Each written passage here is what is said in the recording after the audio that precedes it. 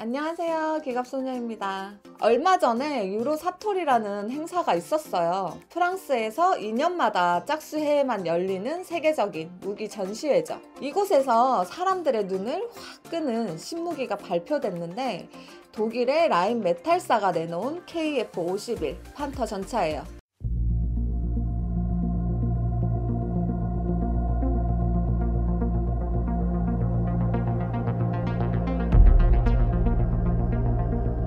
판터라는 이름 익숙하죠? 좀 들어봤다 싶으시죠? 맞아요. 2차 대전 때 독일이 내놓은 5호 전차의 이름이 판터예요.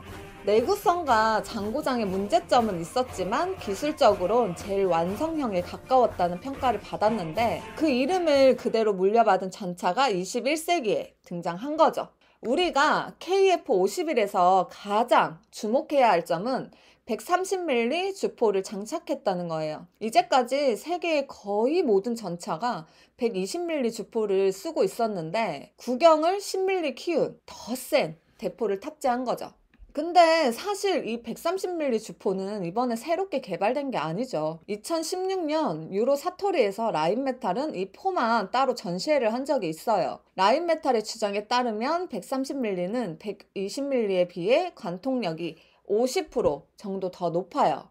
지금 각국에서 쓰고 있는 주력 전차들의 주포는 압력 강판 장갑을 700에서 800mm 정도를 관통하는 위력을 갖고 있는데 130mm는 1100에서 1200mm까지 관통하는 성능을 갖게 되는 거죠.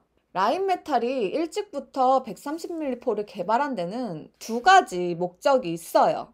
이 포가 개발될 무렵에 러시아에서 나온 T-14 아르마타 전차가 서방 세계에는 상당히 큰 위협으로 다가오고 있던 때였죠. 그만큼 더 강력해진 주포의 성능을 필요로 했었는데 문제는 전차의 주포를 바꾸는 게 간단한 일이 아니라는 거죠. 크기도 다르니까 무게도 다르고 당연히 반동도 다르죠. 지금 쓰고 있는 전차의 주포를 바꾸기 위해선 엄청난 업그레이드 비용이 들어가고 기술적으로도 복잡해요. 이제까지 쌓아두고 있던 120mm 포탄의 재고 처리와 130mm 포탄을 새로 생산하는 것도 아주 큰 일이죠.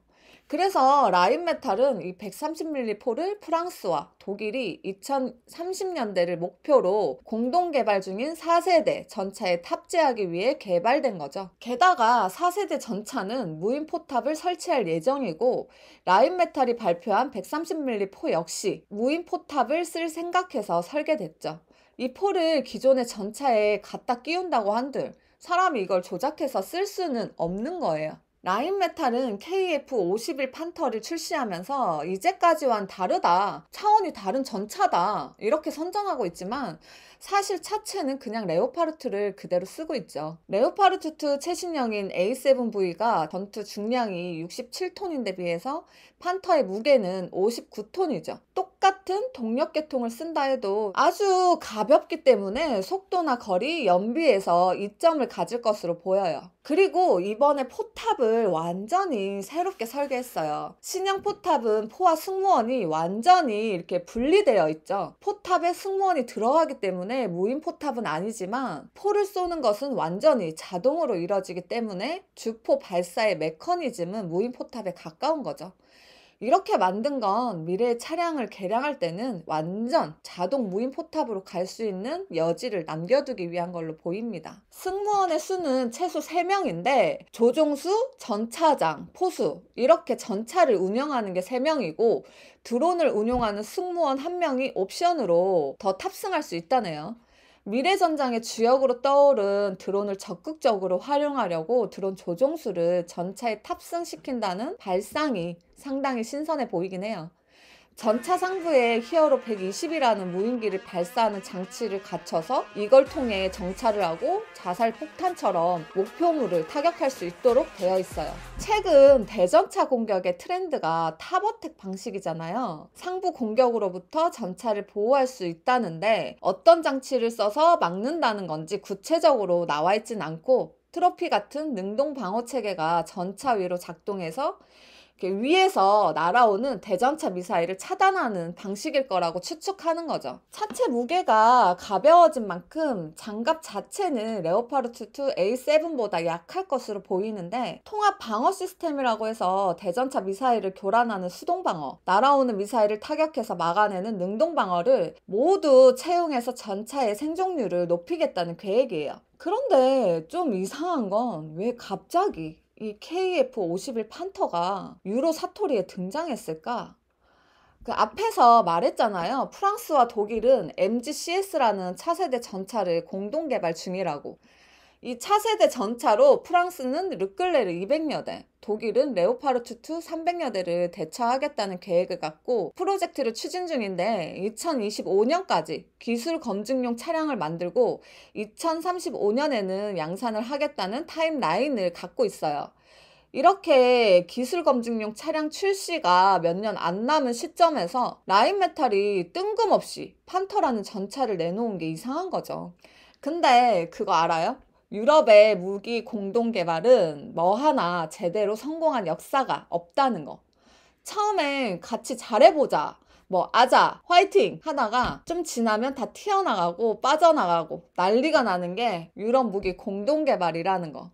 여기서 제일 많이 깽판 치고 판을 엎은 나라는 어디냐? 바로 프랑스죠. 프랑스가 껴가지고 잘된 무기 공동 개발의 역사는 없어요. 역시나 이 전차 공동 개발 또한 잘 안 되고 있죠. 이번엔 독일이 상당한 갑질을 하고 있는 걸로 보여요.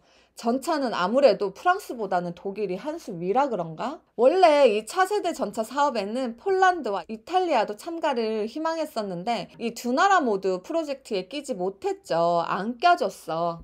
기술 유출과 폴란드의 부상을 염려한 독일의 입김이 컸다는 얘기가 있어요. 결국 전차를 개발해서 유럽에 팔 때 독일이랑 프랑스가 개발 제조 이익을 독점하겠다는 속셈인데, 독일은 MGCS 개발과는 별도로 레오파르트 2의 개량을 계속 진행할 것이라 밝힌 적이 있는데, 이건 MGCS에서 습득한 기술을 레오파르트 2에 먼저 적용시켜서 차세대 전차에 가까운 레오파르트 2 신형으로 수출 시장을 선점하겠다는 얘기잖아요. 이런 상황에서 떡하니 유로 사토리의 독일의 신형 전차 KF-51이 등장했으니 이상할 수밖에. 이렇게 되면 유럽 무기 공동 개발의 흑역사가 또 하나 추가요 하는 거 아닌가 하는 불안감이 들 수밖에 없는 거죠. 사실 MGCS 사업은 이미 내부 분열을 겪고 있는 중이죠.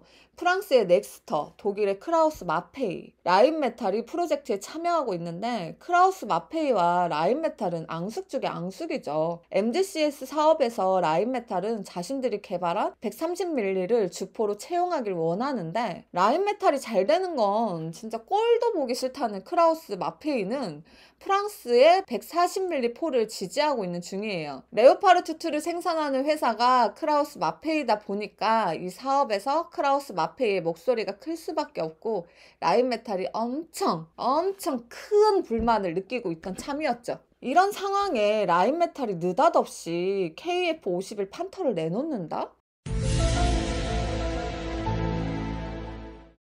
지금 러시아의 우크라이나 침공으로 유럽의 안보 상황이 어수선한 틈을 타서 라인메탈이 MGCS의 뒤통수를 때리고 시장을 선점하겠다는 속셈으로 볼 수 있겠죠. 이렇게 되면 MGCS 사업이 약화되는 건 뻔한 거 아닌가? 게다가 MGCS가 고스펙 때문에 초도 가격이 무려 300억에 이를 거라는 예상이 있는데, KF-51 판터는 이보다 저렴하겠죠. 분명하기 때문에 가격 경쟁력도 판터 쪽이 더 우위에 있어요. 하지만 라인메탈이 전적으로 유리한 것도 아니죠. 기본 차체가 레오파르트 2인데 포가 120mm에서 130mm로 커졌잖아. 포가 커지면 포탄도 커지는데? 포탑이 커지긴 했지만 능동방어 수직발사 장치와 드론 발사 장치를 추가하다 보니 포탄을 실을 수 있는 공간이 줄어들어 버렸어요. 지금의 설계와 차체 크기로는 포탄을 20발밖에 실지 못해. 그리고 러시아의 T-14 아르마타가 앞으로는 135mm 주포로 개량될 계획을 갖고 있는데, 그렇게 되면 KF-51 판터의 130mm 주포의 위치도 애매해지죠. 라인메탈이 MGCS 사업에서 튕겨나가면 MGCS CS는 프랑스제 140ml 주포를 달 게 확실하니까. KF51 판터가 MGCS 뒤통수를 치면서 발빠르게 수출을 시작하는 건 가능할 수도 있죠.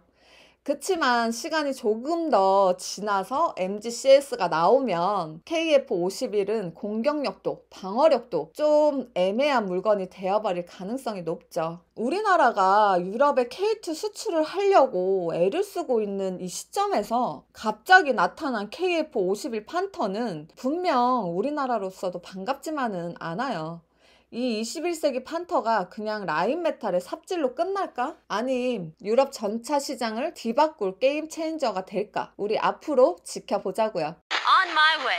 오늘 진짜 너무 덥다요. 저 진짜 여름 좋아하는데 날씨도 맑고 햇빛도 좋고 물놀이 가고 싶어요. 물놀이 못 갔으니까 팥빙수라도 먹으러 가야겠어요. 구독이, 좋아요, 알림이도 잊지 말고 우리 다음에 또 봐요. 안녕.